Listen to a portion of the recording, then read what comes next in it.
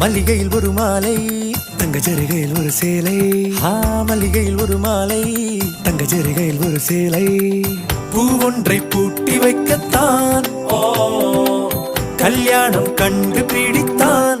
தொடக்கம் மாங்கல்யம் தந்து நானே நாம் பின்பு ஜீவிதம் துந்த நானே.